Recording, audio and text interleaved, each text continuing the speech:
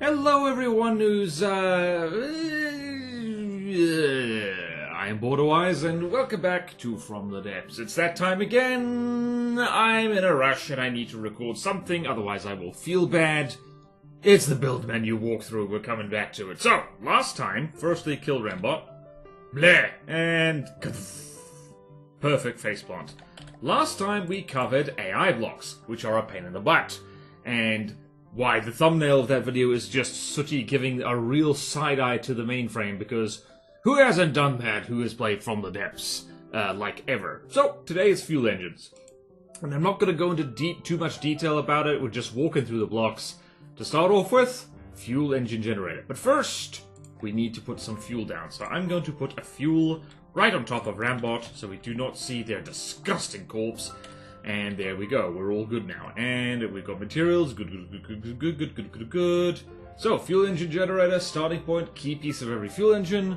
And you place the crankshaft directly in front of this block as it only connects forward. So you see the little peg there in front there, the little pointy thing? Crankshaft connect there. This is the crankshaft. This is what connects cylinders, this thing, to the generator over here. And you could also stick adapters on it like so, to extend it out sideways by one. Only by one, mind you. Like, this connects to the shaft, it does not connect like other shafts or crankshafts or anything like that any further than that. So, bear that in mind. We're just going to leave an adapter on that side, we're not going to worry about it too much, and then we have a cylinder. That gives us basically a stable power of about 9.2. If we go turn on our ECM over here, you can see that this is generating about 16 power and is gaining temperature very slowly. By the way, 16 power is basically nothing. You can't really do anything useful for that. So we need more power.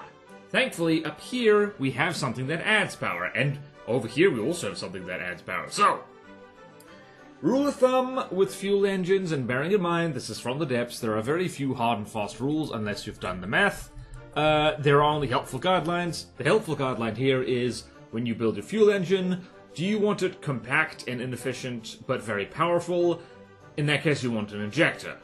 Do you want it more material efficient and most likely a bit bigger? You go for a carburetor. So we'll start with a carburetor, put it on top there, and holy crap, look at that. That would just, it's now over 100 power, but aha! Stable power is 0 because of temperature. Because engines need cooling. Two ways to do that. Exhaust blocks, lots of them. All of these basically do the same thing, it's just different sizes, different connection points to cylinders and each other. The hull pipe is just more strong than the other ones, so you see there, its basic exhaust is 100 health and 3 armor, weight of 10. The hull pipe has the same stats as a metal block, so 340, 40, let's just check if that's correct. 350, 40, 40, so slightly less health than a metal block, and for now we're just going to, I don't know, we're going to have a little exhaust thing pointing up over here. And then if we turn this up to max, stable power is about 108 with the cooling we have. We can increase that with more cooling. In fact, if you have a lot of cooling, then we have a nice stable power. And it's very nice. Someone in my building is using power tools, and it's terrible. Oh well, not even sure you can hear that. Might have ratted myself out. Okay! And you can replace this. So, see what happens when I replace the carburetor. About 130... what is this? 121.7 stable power. Stick an injector on here instead. It is now 355.9. Injectors need a lot of cooling though, so the rule of thumb with injectors, if you're going to use exhausts, at least 2 properly vented exhausts per cylinder. If you only have 1, you are going to, well, this is going to happen. Meow.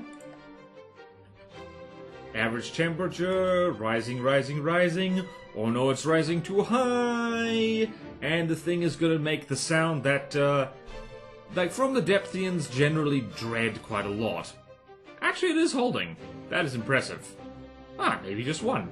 I think if you put 2 cylinders on this, on the other hand, it's gonna be a yep, there you go. Yep, not enough cooling, cylinder can overheat, it's just overheated. that simply will not do, you need to do this. You need to cool it down a little bit more. Currently at 0 power. Go to... Yep, it's running hot. It's running hot. Injectors, they run hot. So there you go. So you could also use, over here, radiators. And a lot of people actually do this because it's the lazy person way of making fuel engines. So get rid of all of this. You can literally just slap radiators all willy-nilly, and it works really well. There's really not much downside to using radiators. In fact, these days I almost always use engines, fuel engines at least, that like they don't use exhaust at all, because threading exhausts up through the hull, because these things need to be externally vented, can be kind of a pain in the butt. Wait, this needs injectors on it. Hold on a second. Injectors. For science! So you can see the stable power is still like 500. Radiators do a pretty damn good job, and small ones, big ones more efficient. We've got a stable power that does really well, and the wacky thing about radiators is that you can cover them. So those of you who are familiar about how radiators work in real life, they need clearance like to air to actually move the heat around. Not so in From the Depths. They're a little bit I guess they're a little bit physics violating in that way, but also it's just so convenient, man. Alright, what else? We need to talk about stuff that we can add onto the carburetor, but before that, I'm just going to quickly, another note right here. Let's turn this off. Another note about the freaking, what do you call it, the adapter. So with the adapter, you can do fun things like this. And you can basically make a almost three-dimensional pattern of, well, carburetor and cylinders. Because carburetors connect to cylinders on all sides, very handy.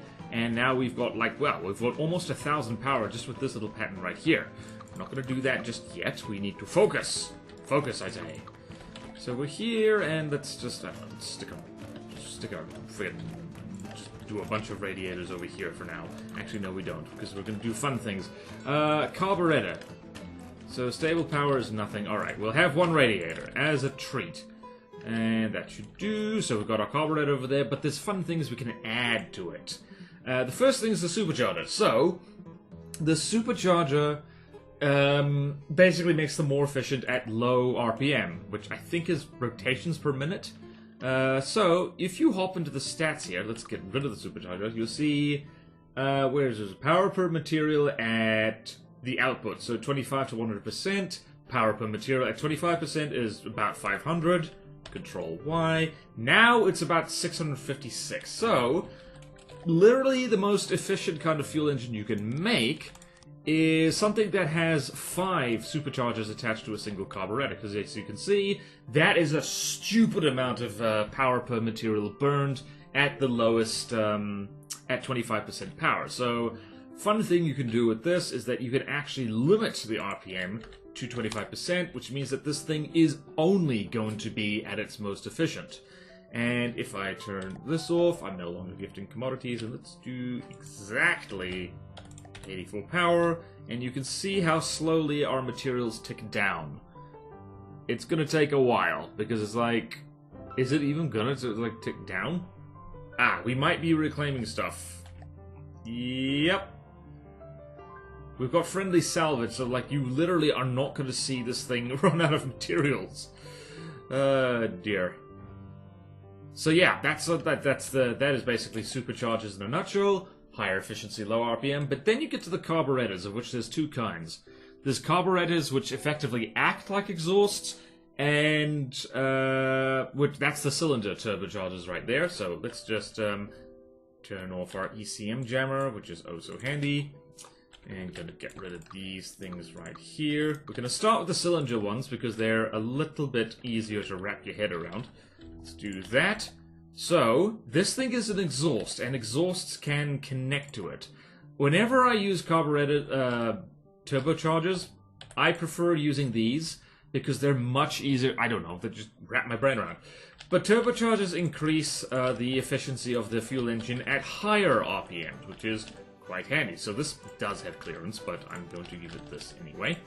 And so you go over here, our stats are now pretty good across the board, actually. Like, at 100% usage, we get a nice, solid 797.9 power per material. By the way, rule of thumb is you want more power per material, because that means you burn less materials, get the same amount of power. I remember just now I wasn't supposed to go in depth, but like you kind of have to explain how these blocks work. That's basically this. It's an exhaust. It's a turbocharger that like basically acts as an exhaust block plugging directly onto the cylinder.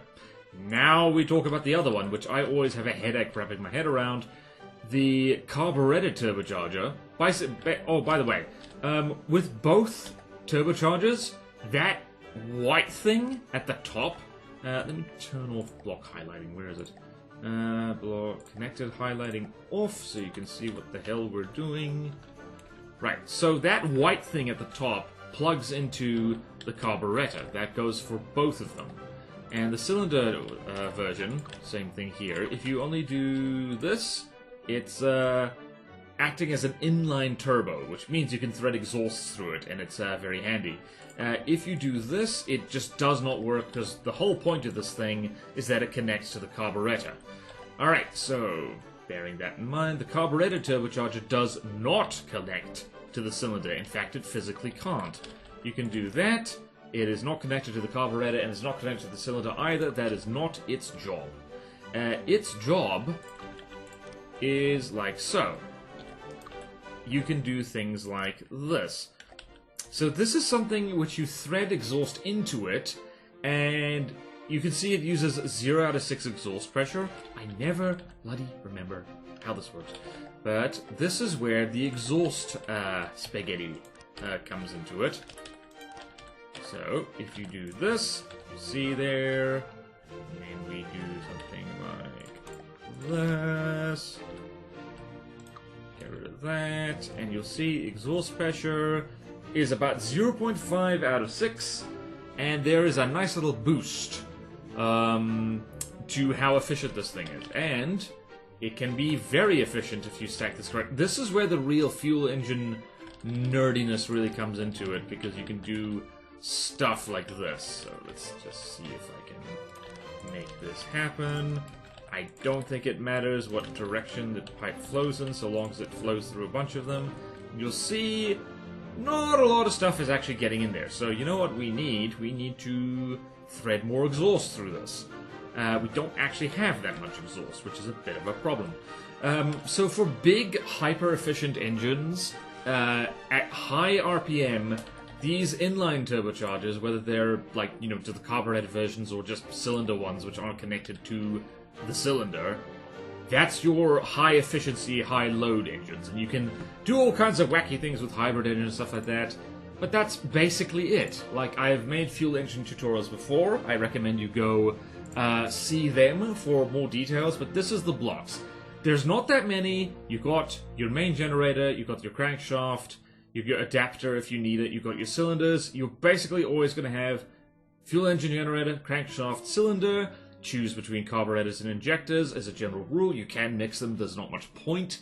You would build entirely different engines and thread the exhaust from the injector ones into the carbureted ones if you want to actually combine them in a way that's useful. And then you've got your superchargers, you've got your turbochargers, you've got your exhaust, you've got your radiators. I will show you the kind of engine that I use most of the time. I call it the Radiator Randall, and it's literally a carbureted. It's just pure carbureted, there's no bells and whistles, it is just boring and average. It's actually not very efficient at high RPM. Just under 400 is average at best, a bit low. I do this because it's really convenient, and I'm a lazy, lazy boy who likes power. So this is like if you're scared to use injector engines because they're just too fuel hungry. Honestly, an injector engine, generally speaking, there's only one type, and it looks something like this. This is a injector engine. It's got kind of a radius around it. They don't all look like this. You can thread exhaust into it. It's just fine. Is that attached? It is. How about that? And I like this little prefab because it comes with fuel as well, which is embarrassingly something that I forget about way too often. You forget the fuel, and that's embarrassing. So, that does it for the fuel engines. Just the walkthrough of the blocks. We'll just finish on the build screen, because why not? Actually, you know what we can do? We can bring Rambot back to life. Yay! Yay! Fuel engines are fun! Fun! Fuel engines! Okay, enough of this madness. Enough of this silliness. Rambot, this is why I kill you. So that you are not a menace to society. Also, repaired.